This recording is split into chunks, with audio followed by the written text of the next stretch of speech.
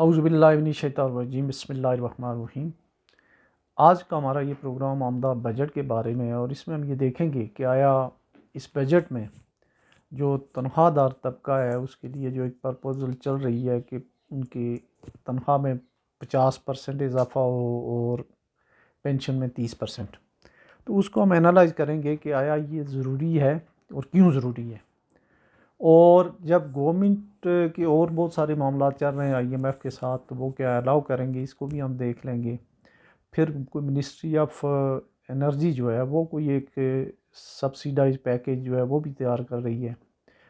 اور دوسری طرف آئی ایم ایف جو ہے وہ پاکستان کو بیل آؤٹ پیکیج جو ہے وہ نہیں دے رہا ہے، اور بلکہ اس میں مزید جو ہے وہ سختیاں آ رہی ہیں۔ لیکن یہ ساری باتوں کے باوجود جو ابھی جو بینک ریٹ ہے یا انٹرسٹ ریٹ 21% ہو چکا ہے، اس کی وجہ سے انفلیشن تو بڑھ رہا ہی ہے، چونکہ سب سے بڑی جو بارور ہے وہ ہے گورنمنٹ آف پاکستان ہے، اور اس کا جتنا زیادہ شرح سود میں اضافہ ہوگا، پرائیویٹ سیکٹر تو اب لے ہی نہیں سکتا ہے، کوئی بزنس کمیونٹی نہیں لے سکتی ہے، کوئی سیلریڈ کلاس والے ہی لیں گے۔ تو آئیے ہم دیکھتے ہیں کہ ایک تجویز جو تھوڑا بہت پتہ چلا ہے منسٹری آف فائنینس سے، کہ تجویز تو یہ ہے کہ 50% جو ہے، چونکہ الیکشن بھی آ رہے ہیں، اور ادروائز بھی اگر اس کی کوئی جسٹیفیکیشن ہے اس کو بھی ہم دیکھ لیتے ہیں۔ اور اگر گورنمنٹ آف پاکستان اپنے ملازمین کی تنخواہوں میں جو انہوں نے سال میں کوئی تقریباً 20 دفعہ جو اضافہ کیا ہے مہنگائی میں، اس کے بعد اگر اضافہ نہیں کرتی ہے تو اس کا ایک ڈائریکٹ امپیکٹ یہ ہوتا ہے ایک دم جو ہے کہ جو خود مختار اور نیم سرکاری ادارے ہیں ان کے اوپر پریشر آتا ہے، وہ بھی ان کی دیکھا دیکھی جو ہے وہاں بھی ملازم لوگ بیٹھے ہوتے ہیں، تو ان کی تنخواہوں میں بھی اضافہ نہیں ہوتا۔ پھر جو پرائیویٹ سیکٹر ہے، پرائیویٹ سیکٹر ہوا، جیسے یہ ٹیکسٹائل انڈسٹری ہوئی، یہ بے شمار برانڈز ہوئے، یہ جو آپ کی جو لاجسٹک کمپنیاں ہوئیں، آپ کی جو یہ پرائیویٹ سکولز ہوئے، ہاسپٹلز ہوئے، اس کے علاوہ جو تھرڈ پارٹی جو ہیومن ریسورس پرووائڈ کرنے والی کمپنی، یہ سارے جو ہیں وہ پھر اس حساب سے جو ہے ایکٹ نہیں کرتے ہیں۔ تو پچھلے سال اور اس سال کی نسبت ابھی جو ایک محتاط اندازے کے مطابق جو مہنگائی کی جو افراط زر کی جو شرح ہے وہ کوئی 35% کے آس پاس ہے، ایک ریکارڈ ہے جو۔ اور دوسری طرف جو ہے وہ آئی ایم ایف کا پریشر بھی ہوگا، لیکن یہ جو موجودہ صورتحال ہے یہاں تک ملک کو پہنچانے میں ملازمین کا کوئی قصور نہیں ہے، لیبر کلاس کا کوئی قصور نہیں ہے۔ اور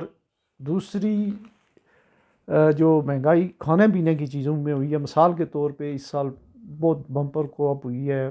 ویٹ کی، لیکن وہ ہوئی کیوں ہے؟ اس لیے ہوئی ہے کہ اب اس کی جو امدادی قیمت ہے وہ 4,000 روپے پر من جو ہے پنجاب میں، اور 4200 روپے سندھ میں انہوں نے جو ہے اس کا ریٹ، تو امدادی قیمت وہ ہوتی ہے جس کے اوپر گورنمنٹ خریدتی ہے کم سے کم ریٹ، اس سے زیادہ پہ بھی خریدی جا سکتی ہے، میلان اور خرید سکتے ہیں۔ تو اس کا مطلب یہ ہوا کہ اب آٹا جو ہے 4500 سے 5,000 روپے پر من ہوگا۔ دوسرا جو ہے اس میں کھانے پینے کی گراسری کی تمام چیزیں جو ہیں ان میں بے تحاشا اضافہ ہو چکا ہے، کاپیاں، کتابیں، فیسیں، ٹرانسپورٹیشن چارجز، کرائے۔ تو اس میں اگر ایک محتاط اندازے کے مطابق بھی دیکھیں تو اتنا اضافہ تو بنتا ہے۔ اب اس کو یہ ڈیفنس کیسے گورنمنٹ آف پاکستان پرووائڈ کرتی ہے کہ آئی ایم ایف کے سامنے، چونکہ ہمارا بجٹ جو ہے وہ اسٹرکٹلی انیکس ہو گیا ہے، یا ان کے ساتھ جو ہے وہ بالکل جڑ گیا ہے آئی ایم ایف پیکیج کے ساتھ، تو اس میں تھوڑا سا بولڈ سٹیپ لینے کی ضرورت ہے، چونکہ ملازمین جو ہیں، جو سچی بات ہے جن کی 60-70 ہزار سے تنخواہ کم ہے، وہ تو بلو پاورٹی لائن چلے گئے ہیں۔ اگر ان کا کرائے کا مکان ہے، 2-4 بچے پڑھتے ہیں، تو ان کے لیے تو بالکل ہی جو ہے وہ جینا ناممکن ہو گیا۔ تو لہٰذا یہ ضروری ہے کہ اس کو اچھے طریقے سے اور پروڈنٹ طریقے سے جو ہے وہ ریوائز کیا جائے، اور جہاں اور اتنے بڑے شاہ خرچیاں گورنمنٹ کی اور بڑے بڑے اداروں کی جو ہے وہ ختم نہیں ہوئی ہیں، انہوں نے بالکل اسی طریقے سے گاڑیاں منگوائی ہیں، اسی طریقے سے اپنے پرسنل پریویلیجز جو ہیں ان کو میں بھی اضافہ کیا ہے۔ تو یہ جو ایک ورکنگ کلاس ہے، نہ صرف گورنمنٹ امپلائیز کی جو ہے وہ تنخواہ بڑھنی چاہیے، بلکہ جو خود مختار سرکاری ادارے جو بجٹ سے تنخواہ نہیں لیتے ہیں ان کی پینشن، تنخواہ اور پرسنل پریویلیجز میں بھی اضافہ ہو، اور مناسب اضافہ ہو۔ اسی طرح جب یہ ہو جائے گا تو ایک اور بہت بڑا طبقہ ہے جس کی تعداد ملین میں ہے، وہ ہیں پرائیویٹ سیکٹر کے جو ملازمین ہیں جن کی کم سے کم اجرت اب میرا خیال ہے کہ جہاں اگر ہم 21% ہمارا انٹرسٹ ریٹ چلا گیا، 35% سے اوپر اگر چلی گئی ہے وہ اپنا افراط زر، تو 50,000 پہ منیمم جو ویجز ہیں وہ اب یہ سیکورٹی گارڈ، یہ تھرڈ پارٹی ہائرنگ والے، اور ان کی جو ہے ٹیک ہوم جو ہے وہ 50,000 جو ہے وہ بالکل ہونی چاہیے. اور اس میں زیادہ تر جو ہے ان کی سروسز ہائر جو کر رہے ہیں وہ کارپوریٹ سیکٹر ہائر کر رہا ہے، جیسے ٹیکسٹائل مل سب سے بڑی انڈسٹری ہے، اس کے بعد بینکس ہیں، اس کے بعد جیننگ فیکٹریاں ہیں، کاٹن جیننگ فیکٹریاں ہیں، رائس ملیں ہیں،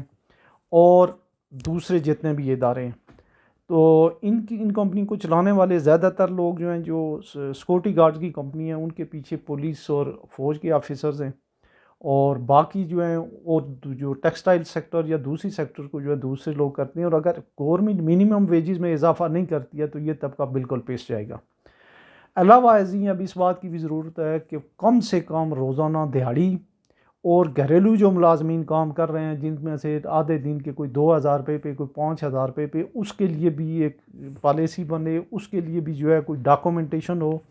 اور ان کے لیے بھی جو ہے گھر پہ کام کرنے والوں کے لیے بھی کم از کم جو ہے وہ اچھا 10 سے 15,000 روپے، اگر پورا دن کوئی کام کرتا ہے، کوئی صفائی کرتا ہے یا اس کا جو اور بھی کام کرتے ہیں گھریلو ملازمین کے لیے، ان کی جو اجرتیں فکس کر دی جائیں اور پابند کیا جائے لوگوں کو کہ وہ اس کا جو ہے وہ پیمنٹ کریں. اچھا، اس میں جو منسٹری آف انرجی کر رہی ہے وہ کر رہی ہے کوئی 1,500 ارب کا جو ہے وہ کوئی پلان بنا رہی ہے کہ ہم سبسیڈائز جو ہے وہ بجلی دیں گے یا کوئی اس طرح کی. اس سے زیادہ وائبل وہ تو اکراس دی بورڈ رہیں گے. اس میں جو ہے ان لوگوں کا کیا ہوگا جن کو نہ بجلی کی ضرورت ہے، نہ گیس کی ضرورت ہے، جن کے کھانے کا کچھ نہیں ہے، تو ان کے لیے کوئی شناختی کارڈ یا کوئی ٹارگیٹڈ ایسی سبسڈی ہو. جو لوگ بے روزگار ہیں، جن کی بے نظیر انکم سپورٹ پروگرام ہے، جن کی رجسٹریشن ہے، ان کو دینے کے بجائے، باقی لوگوں کو دینے کے بجائے ان کو جو ہے وہ دی جائے،